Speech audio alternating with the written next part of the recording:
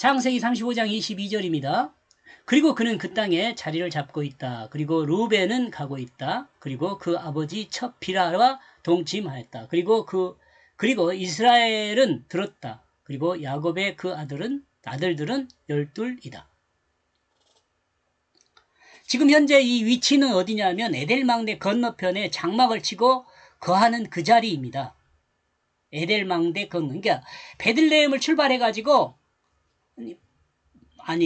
맨 처음에 출발지는 베델이죠, 베델. 베델을 출발해가지고 그냥 이렇게 가려고 생각을 했는데 라헬이 출산하는 관계로 인해서 베들레헴에 잠깐 머물렀다가 늦어진 거죠.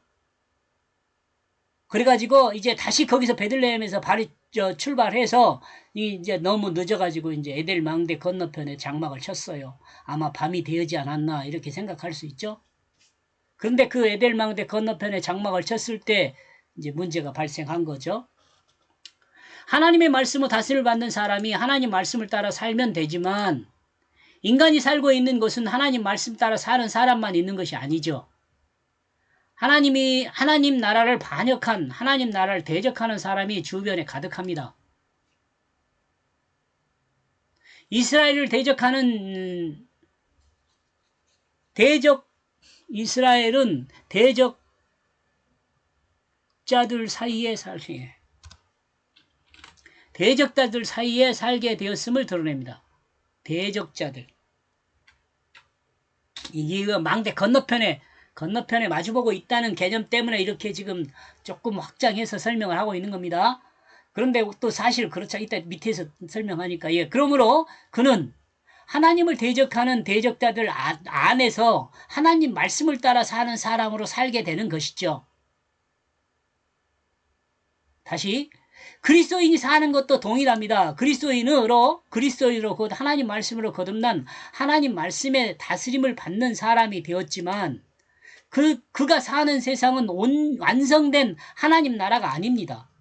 나와 여러분이 살고 있는 이곳도요, 완성된 하나님 나라가 아니잖아요.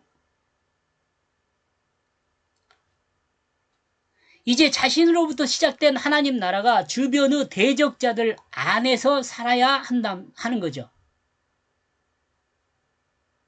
여기 자신으로부터 시작된 하나님 나라, 내 마음 안에서 시작된 하나님 나라죠.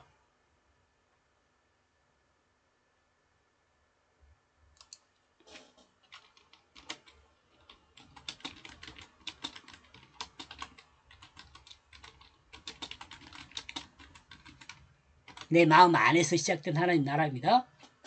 그러니까 주변의 대적자들 안에서 살게 되죠. 내 육체를 입고 살고 있는 한 주변에 그 하나님 말씀을 대적하는 자들이 많잖아요. 여러분도 그렇잖아요.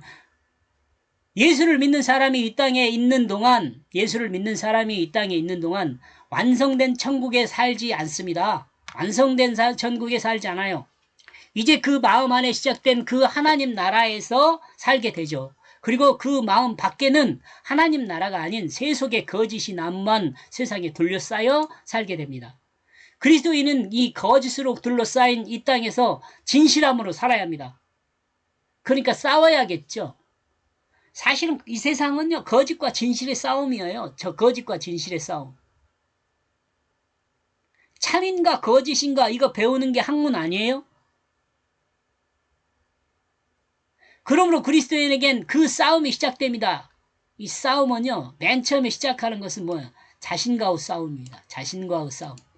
나 자신과의 싸움이에요. 내 마음에서 참과 거짓을 내 중심으로 살 거냐, 하나님 중심으로 살 거냐, 이 싸움이 있어요.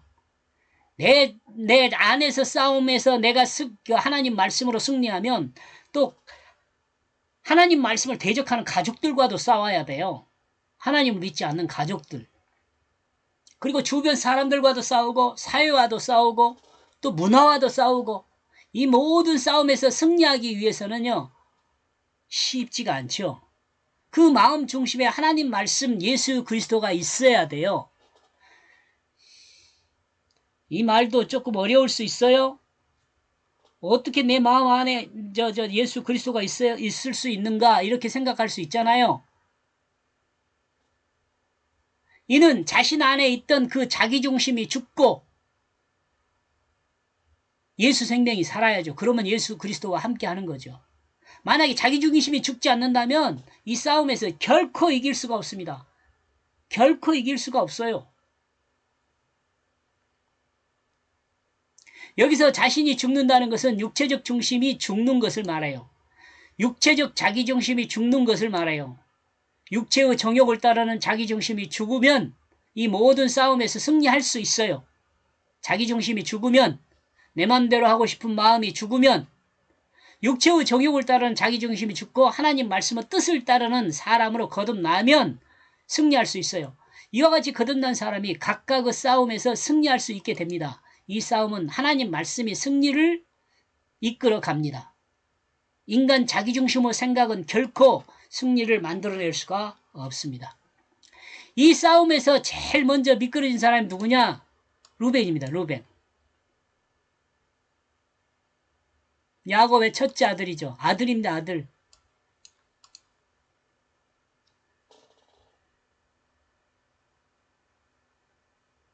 아들이 또 있죠. 아담. 그 다음에 누구요?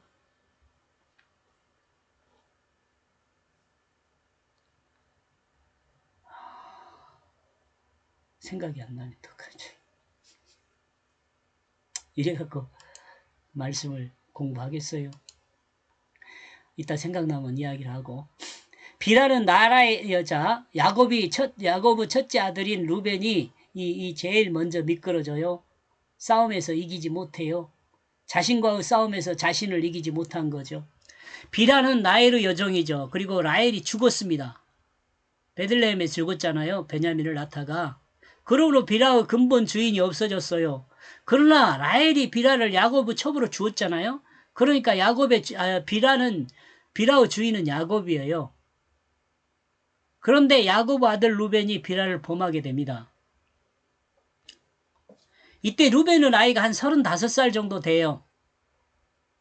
이 35살 정도 된다는 근거에 대해서는 아마 다음에 이야기를 하지 않을까 싶습니다.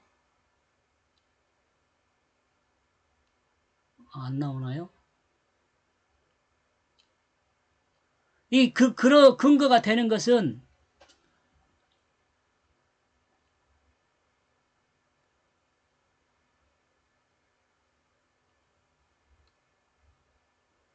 이따 봅시다, 일단.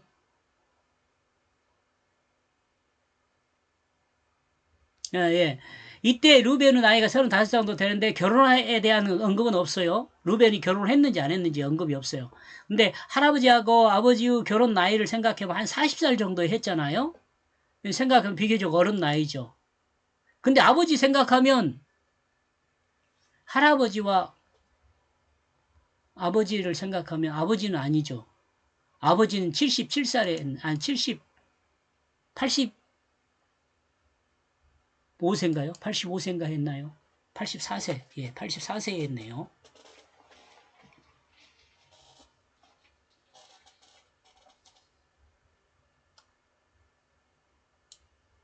그러니까 비교적 어린 나이죠. 지금 현재 상태가. 하나님은 야곱에게 베델에 거주하라고 명령했습니다. 35장 1절요. 그리고 하나님은 야곱의 이름을 다시 이스라엘로 부르게 했어요. 35장 10절요. 이스라엘은 베델을 떠나 급하게 움직입니다.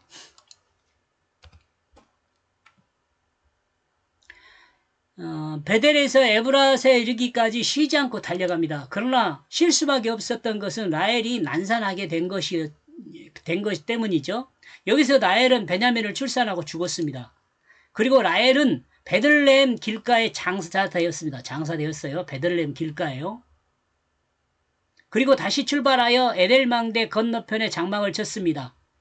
이때 큰아들 루벤이 아버지의 첩 비라를 범하게 됩니다. 그리고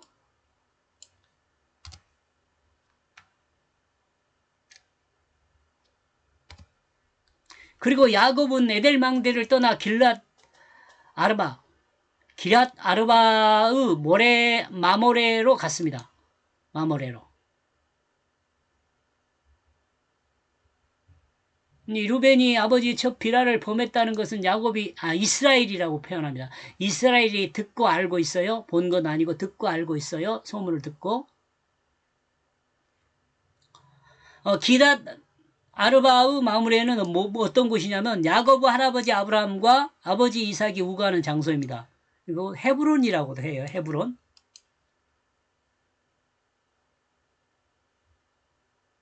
이 나중에 에브론이라는 사람한테 아버지 할아버지 아브라함이 땅을 사잖아요. 헤브론이야, 에브론에서. 그게 같은 말이에요. 야곱이 이와 같이 급하게 움직인 것은 아마도 아버지 이삭이 이굽하다는 소식을 들었기 때문일 것으로 저는 생각을 합니다. 그런 모든 가족을 데리고 아버지 이삭의 마지막을 무난하게 움직였던 것으로 생각해 볼 수 있어요. 여기 나이가 나오네요. 이때 당시 나이가. 이때 당시에 이삭의 나이가 180세였습니다. 야곱의 나이는 120세고요. 루벤의 나이는 35살 정도 됩니다. 계산해보면 이 나이는 나와요.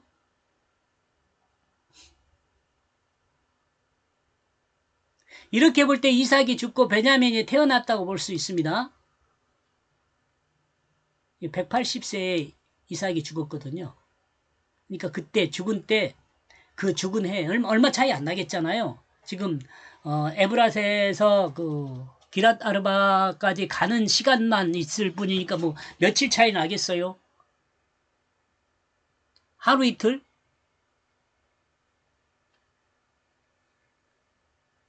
이삭이 기쁨이잖아요. 근데 이 베노미는 어때요? 이삭은 기쁨이에요. 기쁨.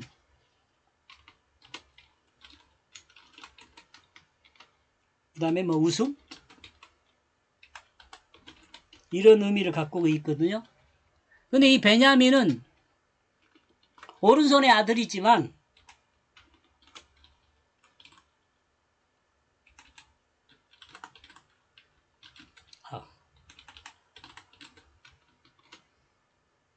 베노니는 뭐예요? 내 슬픔의 아들이거든요.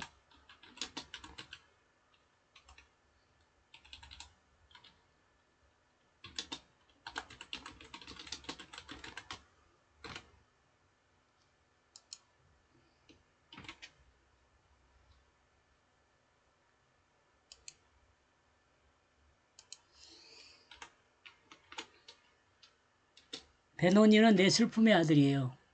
베냐민은 오른손의 아들이에요. 기쁨이 슬픔이죠. 이 둘이 이렇게 생각하면 기쁨이 죽고 슬픔이 살았죠. 근데 이것을 오른손의 아들로 바꿔버렸어요. 야곱이. 야곱은 아마도 이삭의 임종을 보지 못한 것으로 생각해 볼 수 있습니다. 아마 가다가 멈춘 일로 인해서 베들레헴에서 멈춘 일로 인해서 에브랏 베들레헴 똑같아요. 같은 지역이에요. 베들레헴 에브랏 똑같은 말이라고 했죠. 같은 지역이에요. 임종에 대한 기록이 없습니다. 임종에 대한 기록은 없습니다. 다만 이삭이 나이 많아 늙어 죽었다고 기록되어 있을 뿐이죠. 창세기 35장 29절에 나와 있어요. 아직 다음에 나와요. 야곱이 아버지 임종을 보지 못했지만 형 에서와 함께 아버지를 장사한 것으로 기록되어 있습니다. 35장 29절에요.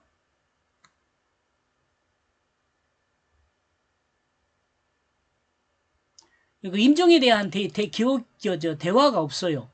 밑에 아마 나오지 않을까 싶습니다. 아버지 임종 후 유복한 상황을 듣고 급히 가던 중 사랑하는 아내 라헬이 죽었습니다. 그리고 좀 반복되는 같죠? 그래도 지금 여러분 이 내용은 처음 들어볼 것이기 때문에 좀 비슷하게 설명한 데도 있기는 하더라고요. 근데 그 이삭의 임종을 앞두고 소식을 듣고 급하게 출발한다는 그런 내용은 제가 찾아보지를 못했습니다. 그리고 아들 베들레헴이 태어났습니다. 그리고 다시 출발하여 에델망대의 장막을 치고 머무를 때 이와 같은 불미스러움이 있었습니다. 그러나 야곱은 모든 것을 뒤로 하고 여기서 이 야곱이라기보다는 이스라엘입니다. 이스라엘. 이스라엘은 모든 것을 뒤로하고 아버지의 임종을 생각하며 기랏 아르바의 마므레로 갔습니다. 그러나 때는 늦었습니다. 이렇게 제가 생각하는 거예요. 이미 아버지 이삭은 임종한 상태입니다. 이러므로 형 에서와 함께 아버지를 막벨라 굴에 장사하였습니다. 여기서 이삭이 임종한 상태라고 한 것은 야곱이 아버지 이삭과 나눈 이야기 내용이 아무것도 없어요.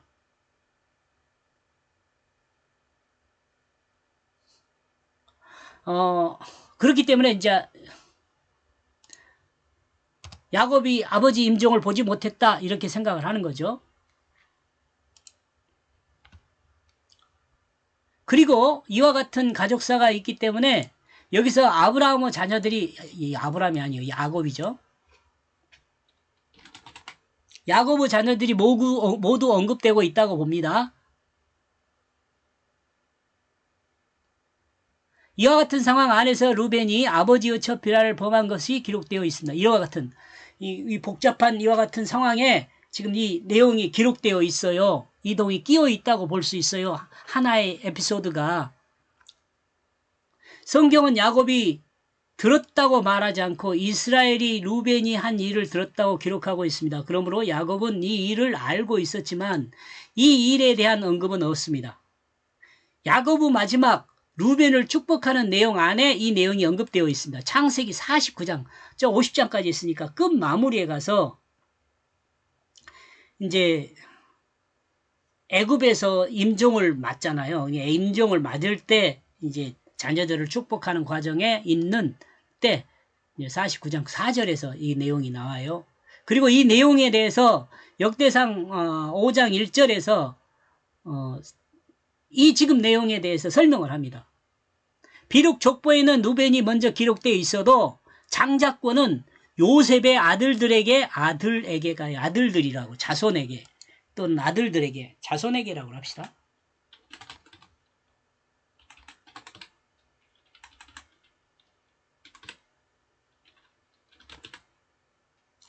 요셉의 자손들에게 돌아간다고 기록하고 있습니다. 그리고 장자권이 요셉의 자손에게 넘어가게 된 그 이유에 대해서는 루벤이 아버지의 침상을 더럽혔기 때문이라고 합니다.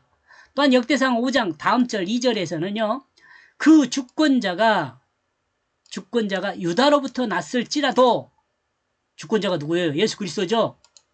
예수 그리스도가 유다로 났을지라도 그 장자의 명분은 요셉에게 있다고 정리하고 있습니다.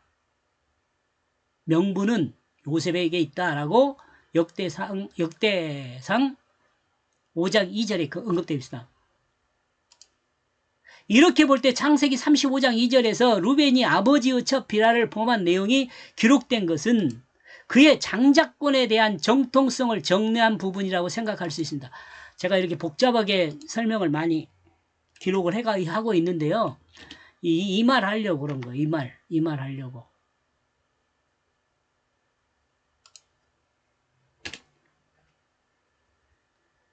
이렇게 볼 때 창세기 35장 22절에서 루벤이 아버지의 첫 비라를 범한 내용이 기록된 것은 그의 그 장자권에 대한 정통성을 정리한 부분이라고 생각할 수 있습니다. 이 내용은요. 아버지의 임종을 확인하려는 야곱이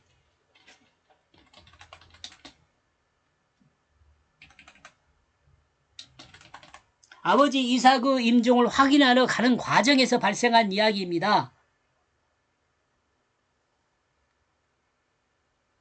자, 그렇다면 하나님은 이 이야기를 통해서 우리에게 무슨 은비를 전달하는 것일까요?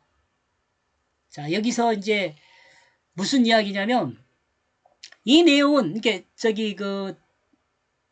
루벤이 야곱의 장자잖아요. 그러니까 여기서 지금 성경 내용들을 보면 장자권에 대한 이야기를 하고 있는 거예요. 장자권에 대한 이야기. 이 장자권에 대한 내용은 아담으로부터 내려오는 장자권입니다. 아담으로부터 내려오는 장자권요. 야곱이 에서가 받아야 할 그 장자권을 받았을 때 그 장자권을 무슨 장자권이라고 이야기하냐면 아담으로부터 내려온 장자권이라 그래요. 그러면 이 아담으로부터 내려온 장자권이라는 게 뭐냐? 바로 영원한 생명에 대한 장자권이에요. 영원한 생명에 대한 장자권. 이렇게 볼 때 누베는 야곱의 능력과 위엄이었다고 창세기 49장 4절에 나와요. 야곱이 그렇게 말해요. 루벤은 야곱의 능력과 위엄이었다고 말해요. 그러나 이 능력과 위엄을 아버지의 침상을 더럽히는 데 사용했다고 이야기를 해요. 아버지의 침상을 더럽히는데 이 능력과 위엄을 사용했어. 그러므로 그 탁월한 능력과 위엄은 탁월치 못하다고 정리를 합니다. 그 탁월한 능력은 탁월치 못하다고 이야기해요. 이 능력이 이렇게 볼 때 능력 있고 위엄 있는 모든 사람이 그 탁월한 능력과 위엄을 잘못 사용할 수 있고 잘못 사용하게 되면 그 영원한 생명에서 멀어질 수 있다는 것을 우리는 알아요. 이걸 말하기 위한 것이라고 저는 이해합니다. 이것을 말하기 위해. 영원한 생명을 얻을 수 없을 수도 있다는 것을 이 내용을 이야기를 하는 거죠. 비록 짧은 내용이지만.